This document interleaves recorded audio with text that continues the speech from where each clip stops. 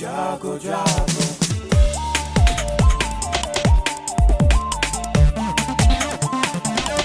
Radio जागो जागो radio जागो 90.4 FM। नमस्कार, ये रेडियो जागो 90.4 FM है।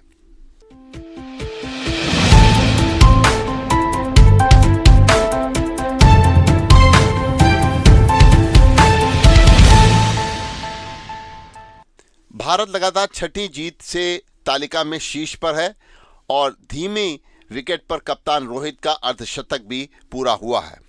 कल लखनऊ के इकाना स्टेडियम में विश्व कप में रोहित शर्मा ने 87 के बाद तेज गेंदबाज मोहम्मद शमी को शानदार गेंदबाजी की मदद से भारत ने गत विजेता इंग्लैंड को वनडे विश्व कप में 100 रन से करारी हार दी है। साथ ही सेमीफाइनल में पहुंचने का दावा भी मजबूत कर दिया है। आइए इस बारे में हम बात करते हैं। हरदोई के क्रिकेट की जगत में एक बहुत बड़ा नाम कमाने वाले और इन्होंने 10 square cricket federation of India के राष्ट्रीय महासचिव गोपाल मिश्रा जी हमारे साथ हैं।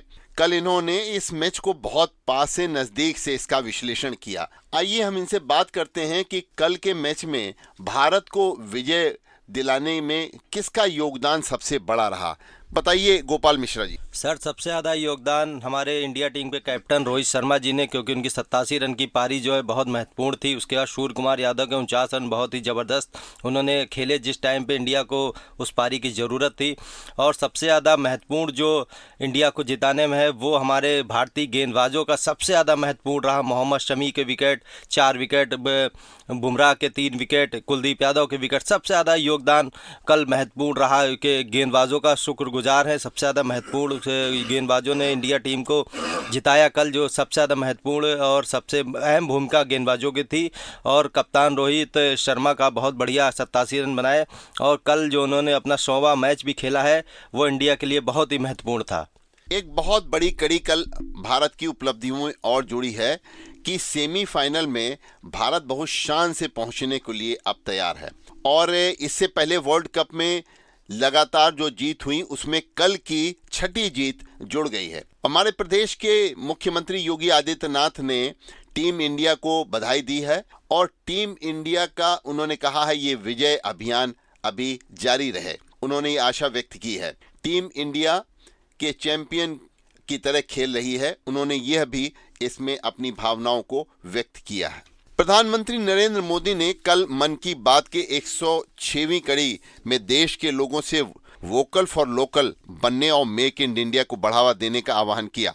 उन्होंने कहा कि इस दीपावली पर हम भी संकल्प लें कि अपने घर को ऐसे उत्पादों से रोशन करेंगे जिसमें किसी देशवासी के पसीने की महक हो, देश के किसी युवा का टैलेंट हो, उसके उत्पादन से देशवासियों को रोजगार मिला हो। प्रधानमंत्री ने इस पर जोर दिया कि यह सब सिर्फ त्योहारों तक सीमित नहीं रहना चाहिए। प्रधानमंत्री ने बताया है कि 31 अक्टूबर को देश के कोने कोने से एकत्रित की गई माटी से भरी अमृत कलश यात्राएं अब दिल्ली पहुंच रही हैं। दिल्ली में उस मिट्टी को एक विशाल भारत कलश में डाला जाएगा और इसी पवित्र मिट्टी से दिल्ली में अमृत वाटिका का निर्माण भी किया जाएगा। उन्होंने कहा है कि मेरा युवा भारत लॉन्च होना उन युवा बेटे बेटियों के लिए बेहद अहम है जिन्होंने दिलों में देश के लिए कुछ करने का जज्बा है, सपने हैं और संकल्प है। उन्होंने कहा है कि हम दीपावली का दिया तो लेते हैं और सोशल मीडिया पर डालते हैं। वोकल फॉर लोकल ये बस शुरुआत है, हमें बहुत आगे बढ़ना है।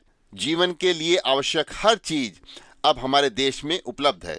प्रधानमंत्री नरेंद्र मोदी ने कहा है कि वह उत्साह के साथ बताना चाहते हैं कि इस गांधी जयंती पर और इस महीने खादी महोत्सव ने भी बिक्री के सारे पुराने रिकॉर्ड तोड़ दिए हैं। खादी की बिक्री बढ़ने का लाभ सीधे तौर पर हमारे बुनकर, हस्तशिल्प कारीगर, किसान, आयुर्वेदिक पौधे लगाने वाले, कुटीर उद्योग सबको मिल रहा है और यही वोकल फॉर लोकल अभियान की ताकत है। कल उत्तर प्रदेश की अधीनस्थ सेवा चयन आयोग द्वारा आयोजित प्रारंभिक अहर्ता परीक्षा के दूसरे और अंतिम दिन रविवार को साल्वर गिरोह के 27 सदस्यों को गिरफ्तार किया गया है जो दूसरों के साथ परीक्षा दे रहे थे। इससे पहले शनिवार को 38 साल्वर पकड़े गए थे। अब तक कुल 65 साल्वर पकड़े जा चुके हैं। इसमें कल हरदोई में भी एक साल्वर पकड़ा गया है, वो भी शामिल है। अखिल भारतीय साहित्य परिषद के स्थापना दिवस पर कल हरदोई के अग्रवाल धर्मशाला में माध्यमिक एवं स्नातक के छात्र छात्राओं को वाक प्रतियोगिता हुई और उनको सम्मानित किया गया। कल हरदोई के माधवगंज में हुए नारी एवं मातृशक्ति वंदन सम्मेलन में महिला एवं बाल विकास राज्य मंत्री ने भाग लिया। उन्होंने कहा कि सनातन संस्कृत में वैदिक काल से ही नारियों का सम्मान किया जाता है। उस काल में नारियां सर्वोच्च पदों पर स्थापित थीं। राज्य मंत्री ने कहा कि देश के प्रधानमंत्री व मुख्यमंत्री ने महिला उत्थान की योजनाएं शुरू की हैं। उन्होंने कहा कि प्रधानमंत्री नरेंद्र मोदी ने महिलाओं को 33% आरक्षण देकर संसद में बराबरी का स्थान दिया है। इस अवसर पर संसद सदस्य अशोक रावत ने केंद्र व राज्य सरकार की महिलाओं से संबंधित योजनाओं की जानकारी भी दी। डिप्थीरिया पर रोकथाम के लिए हरदोई के स्वास्थ्य विभाग अलर्ट हो गया है। 1 से 10 नवंबर तक ये अभियान चलाकर बच्चों का टीकाकरण किया जाएगा। अभियान में उन बच्चों को शामिल किया गया है जो वैक्सीनेशन से छूट गए हैं। इस डिप्थीरिया के अभियान को सफल बनाने के लिए स्वास्थ्य विभाग की टीम 1 से 10 नवंबर तक स्कूल व कॉलेजों में डीपीडी व टीडी का टीकाकरण करेगी। अभियान में अंक 1 से लेकर 16 साल तक के बच्चों को शामिल किया गया है। शुक्रवार को बच्चों में डिप्थीरिया बीमारी के लक्षण मिले थे। अब तक 46 बच्चे डिप्थीरिया बीमारी से पीड़ित चिन्हित हो चुके हैं। वर्तमान में 2 बच्चे भर्ती हैं। हरदोई के नोडल अधिकारी उप मुख्य चिकित्सा अधिकारी डॉक्टर पंकज मिश्रा ने बताया, वर्तमान में 2 बच्चे भर्ती हैं। अभियान की सभी तैयारियां कर ली गई हैं। हरदोई में अमृत सरोवर को बनाने में तेजी दिखाने वाले जिम्मेदार अब सुस्त पड़ गए हैं। ज्यादातर अमृत सरोवर बनाने का काम अटका हुआ है। लक्ष्य के सापेक्ष अब तक 50% भी प्रगति नहीं हो सकी है। इस वजह से बारिश के जल का ज्यादा मात्रा में भंडारण करने की योजना साकार नहीं हो पा रही है। जिले भर में 1293 ग्राम पंचायतें हैं। इनमें से 1025 ग्राम पंचायतों का चयन अमृत सरोवर बनाने के लिए किया गया है। प्रगति रिपोर्ट के अनुसार 289 अमृत सरोवर पर काम शुरू हो सका है। हरदोई के मनरेगा के उपायुक्त रवि प्रकाश ने कहा है कि इस बारे में समीक्षा की जा रही है और बीडीओ को निर्देश दिए गए हैं कि सभी चयनित स्थानों पर जल्द काम शुरू कराए जाएं। जो प्रधान व सचिव उदासीनता दिखला रहे हैं उनके विरुद्ध कार्रवाई भी की जाए। हरदोई के माधवगंज विकास खंड की 10 ग्राम पंचायतों में सोशल ऑडिट के दौरान अनियमितता मिली हैं। इस पर वसूली की प्रक्रिया शुरू कर दी गई है। जिला विकास अधिकारी अरविंद कुमार ने बताया कि सोशल ऑडिट टीम ने जो रिपोर्ट भेजी है उसे मनरेगा सेल में भेजा जा रहा है। करवा चौथ का त्योहार आने वाला है। मिट्टी के करवा का इस अवसर पर खास महत्व होता है। करवा चौथ पर सुहागिन महिलाएं निर्जला व्रत रखकर चांद का दीदार कर पारायण करती हैं। व्रत कार्तिक मास की कृष्ण पक्ष की चतुर्थी 1 नवंबर को है। इसी तिथि में करवा चौथ का पूजन होगा। इस पर्व में मिट्टी के करवा का खास महत्व है। वैसे तो करवा चौथ पूजन में पीतल, तांबा व चांदी के करवा के साथ मिट्टी का करवा रखने का विधान है। कल हरदोई के रेलवे स्टेशन के पास में कौड़ा रेलवे स्टेशन पर एक कोयले से भरी हुई एक मालगाड़ी में आग लगने की सूचना मिली। अग्निशमन दल ने फौरन पहुंचकर इस आग को बड़ी मशक्कत के बाद बुझाया। इससे मालगाड़ी को लगभग 1.5 घंटे तक कौड़ा रेलवे स्टेशन पर रोका गया।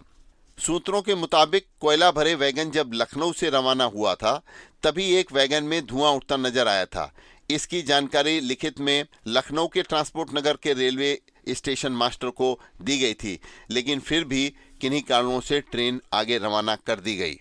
त्योहारी सीजन में ब्यूटी पार्लर भी अब इस समय हरदोई शहर में चमक रहे हैं। शहर से लेकर कस्बे तक में अब तो गली मोहल्लों में भी तमाम नए ब्यूटी पार्लर इस बार खुल गए हैं। कोई छूट के रेट तो कोई उपहार भी दे रहा है ताकि ज़्यादा से ज़्यादा महिलाएं सौंदर्य प्रसाधन का प्रयोग करें। हरदोई में रेट्रोफिटिंग योजना के अंतर्गत ग्रामीण इलाकों में स्वच्छ भारत मिशन योजना के तहत बने एक शौचालय की मरम्मत पर अधिकतम 4,500 रुपये तक व्यय करने का प्रावधान है। इसके बावजूद ग्राम प्रधान व सचिव शौचालयों की मरम्मत में रुचि नहीं ले रहे हैं।